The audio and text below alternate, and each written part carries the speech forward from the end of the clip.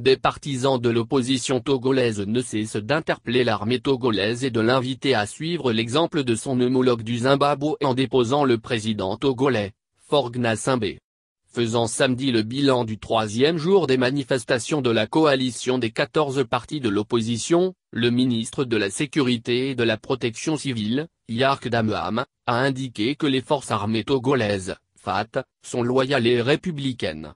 Il s'est par ailleurs félicité du comportement des forces de sécurité dans l'encadrement des manifestations. La réaction du colonel Yark sur ce sujet fait suite à l'opposition qui a toujours accusé l'armée togolaise d'avoir pris fait et cause pour le pouvoir des Gnassingbé. Et depuis le déclenchement de la crise actuelle, plusieurs leaders de l'opposition togolaise ont fait des yeux doux à la grande muette et l'ont invité à s'impliquer dans la résolution de la crise. Pour le patron du ministère de la Sécurité et de la Protection civile, ces appels à l'endroit de l'armée togolaise sont irrecevables. La coalition ? Elle veut que les militaires soient de son côté ? S'ils, opposants, veulent que les militaires soient de leur côté, pourquoi ils marchent ? Vous êtes allés lyncher les militaires et vous voulez qu'ils soient avec vous ? S'interroge M. Yark. Pour lui, les leaders de l'opposition doivent être précis dans leurs revendications, savoir ce qu'ils veulent et avoir à l'idée que l'armée togolaise est au service de tous les Togolais.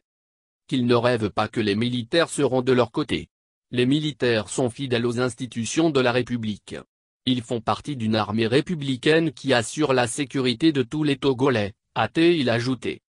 Yark Dameham n'a pas manqué de saluer le caractère pacifique de la manifestation de ce samedi, qui d'après ses chiffres a permis à l'opposition de mobiliser dans les rues de Lomé environ 18 000 manifestants.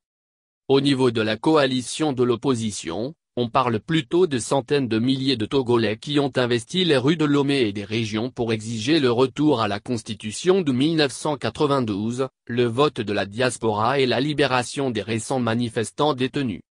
Un dialogue est en cours de préparation mais de nouvelles manifestations sont encore annoncées par l'opposition probablement pour la semaine prochaine.